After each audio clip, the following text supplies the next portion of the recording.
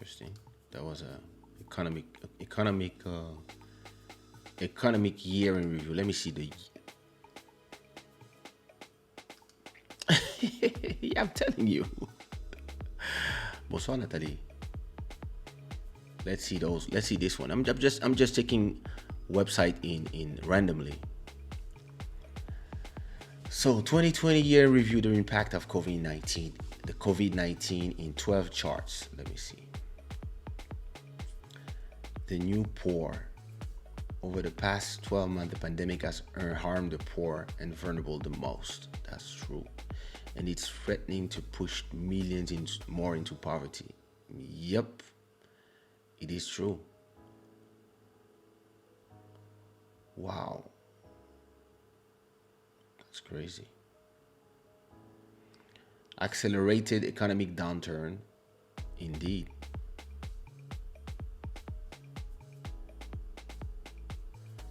The debt, yep. Migrants sending less money home. Yeah, yeah, indeed. Because in an interesting way, Africa got less cases. People were more prepared, and their bodies, I guess, more prepared. But there was so much less money coming home. So that had a big impact on business and jobs. Yeah, we felt it. The high cost of healthcare. That's the U.S. Closing classrooms. You have a whole generation. You have a whole generation of kids that lost. They lost like a whole year of learning. These generation, yeah, it's internet inequalities. Oh, listen, I'm so glad that I have this internet connection. Like, because this was a year of Netflix. It was the year of Netflix, the year of Club Shada, the year of YouTube for me. I never live streamed so many hours. Like, I don't even know how many hours. Let me see.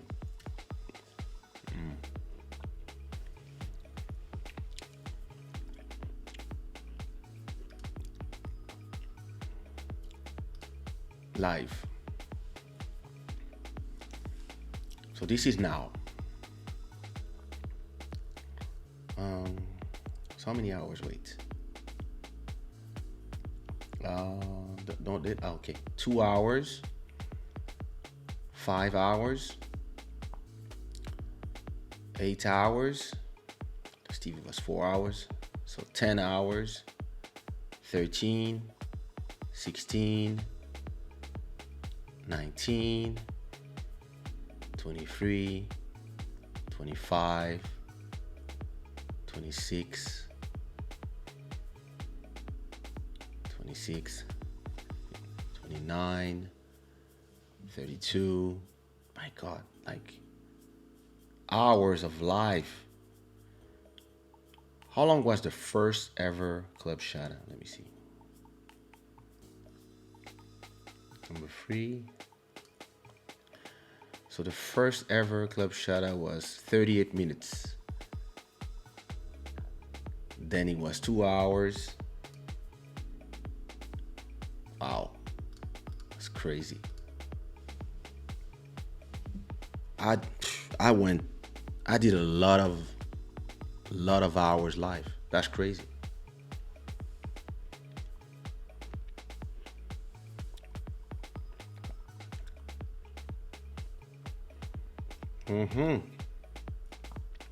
The world also became more violent, and the conversation online became even more.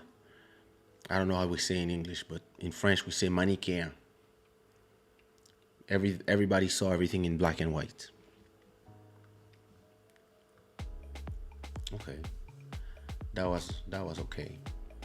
Let me see the year in review on the Wall Street Journal. I mean, I want to see the American point of view. I want to see something more.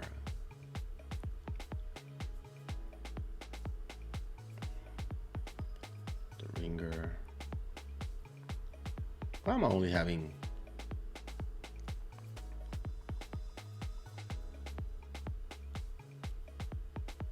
time, the year in review?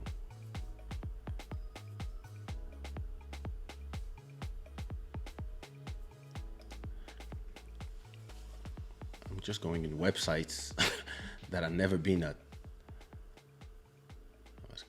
This is the US. Black Lives Matter protest. That was something that was really the murder of George Floyd. That really was something that was significant this year. Yeah, the Beirut blast. That was crazy. That was crazy. And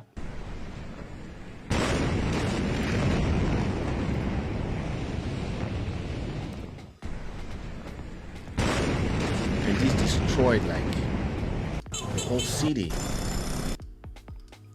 That was crazy. Yeah. The wildfires in Australia as well.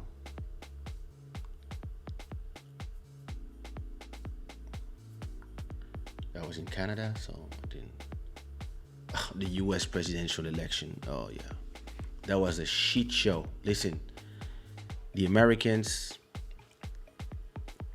the president they had, and that they still have for a few more, few more months, he really, like, that's a tyrant. He's a guy who's, oh my God, I don't even want to talk about him. The death of Kobe Bryant. That was horrible. The creation of a vaccine. That was a scientific breakthrough. And yeah, created by two Turkish immigrants in Germany. I hear about that one.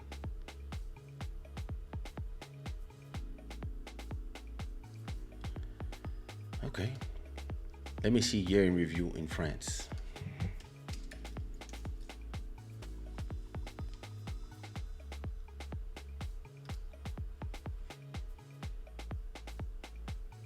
Yeah, what else?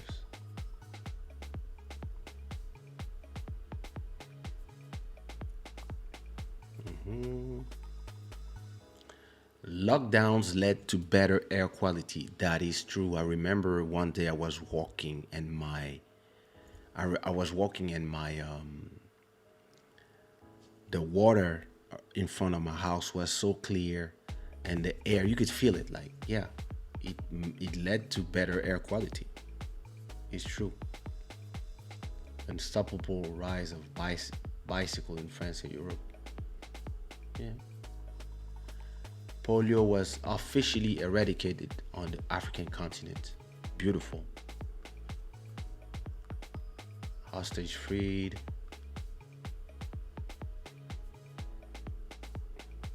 Egypt put an end to animal rights.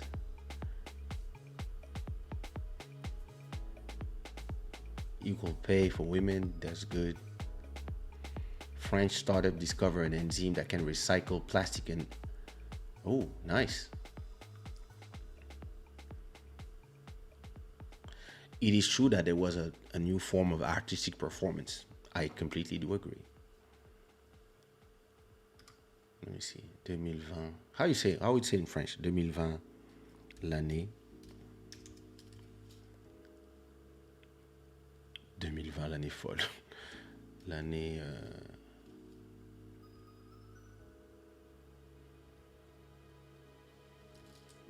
I don't even know how you say that in French. Retour sur l'année. Let me see that.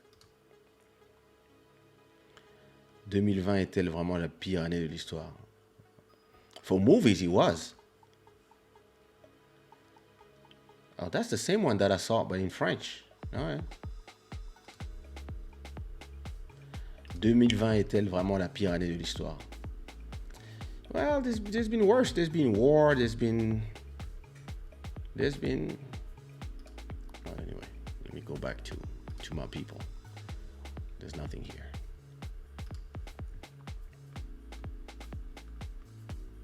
Why did my iPad turn off in the middle of a live?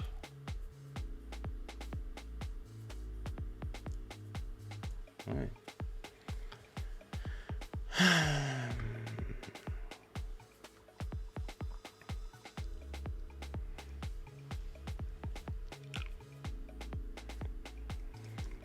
The most beautiful thing that happened to me this year was the birth of my nephew. Oh. What's his name? Congrats, auntie. The best thing for me during 2020, I saved money because of no shopping. But listen, it's interesting, but I would say that it was the same for me during the quarantine, but yeah, yeah, when you have to feed four mouths, like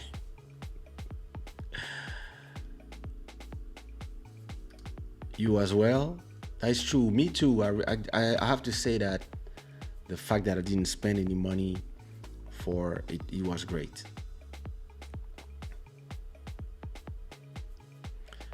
The best event was watching Trump's denial.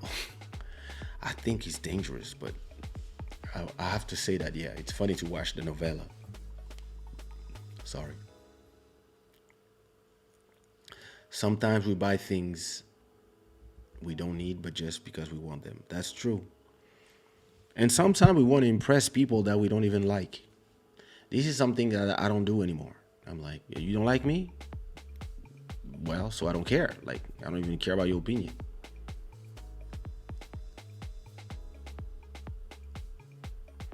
Everybody subscribe to the Dalia Show.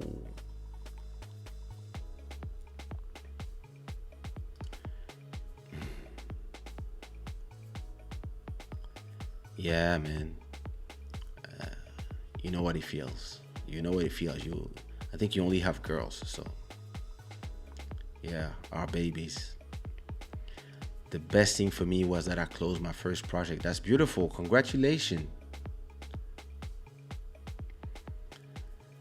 To be honest, financially this year hasn't been bad, and I started my own business, which gives me the yearning to expand and never work for anyone again. I feel you. Being an independent is the best thing that I ever did. David, oh, congrats.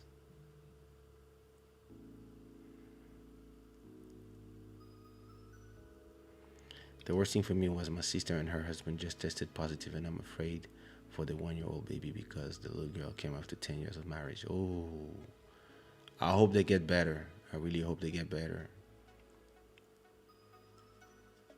You know, artemisia, hydroxychloroquine, all these things. Merci beaucoup, Vanessa. What about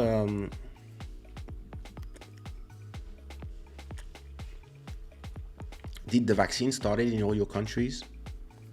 Here in Portugal, it's well underway, and it's not a big country. The population is 10 million people, so I think it will start opening to